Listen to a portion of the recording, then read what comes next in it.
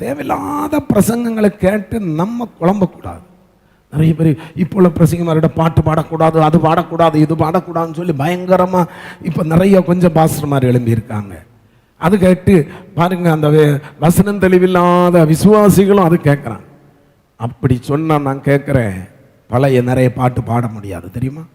போற்றி துதிப்போம் எத்தனை பேர் பாடுறீங்க சொல்லுங்க?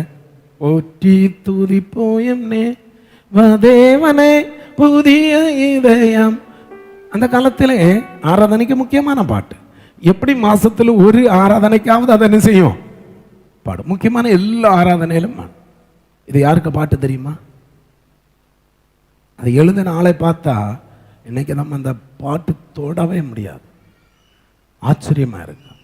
பழைய விசுவாசிகளுக்கு தெரியும். பாலசீர் லாரி என்ற ஒரு பிரசங்கர் இருந்தார்.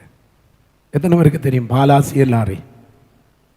பாலாசீர் லாரி கடைசி நல்ல ஊழியர், நல்ல வல்லமை பெற்றவர். அவருக்கு கொஞ்சம் தலைக்கணம் கூடிட்டு தீக்குச்சி மாதிரி தலைக்கணம் ஏறிட்டு எல்லாருமே தலைக்கணம் ஏற்றி வச்சு அவர் கடைசியில் சொன்னால், நான் தான் இயேசு, நான் தான் அல்லாஹ், நான் தான் யார் கிருஷ்ணன் என்று சொல்லி நம்ம திருநெல்வேலி டிஸ்ட்ரிக்டில் தான் போய் ஆசிரமம் வைத்து நிறைய பேர் இயேசுவின் வரிகள்லாம் முடிஞ்சிட்டு எல்லாம் விட்டு வாங்கன்னு சொல்லி 1000 ஆண்டு ஆட்சிக்கு வேண்டி அங்கே போனாங்க. போய் அத்தனை பேரும் தொலைஞ்சான்.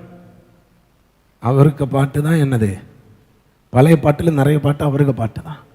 ஒரு காலத்தில் பாருங்க, ஆராதனையில் எழுப்புதல் பரிசுத்தாவி இறங்குவதற்கு பாடுற பாட்டு தான் எழுப்புதல் அனுப்போம், எழுப்புதல் அனுப்போம். இந்த வேலை அதெல்லாம் கொடி கட்டி பறந்த பாடல்கள்.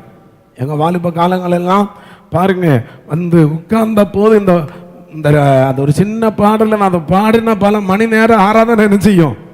போயிடும், அக்கினி இறங்கும். அதெல்லாம் அவர் கொண்டு வந்த பாட்டு தான். இப்போ பாடாமலாம் இருக்கிறான்.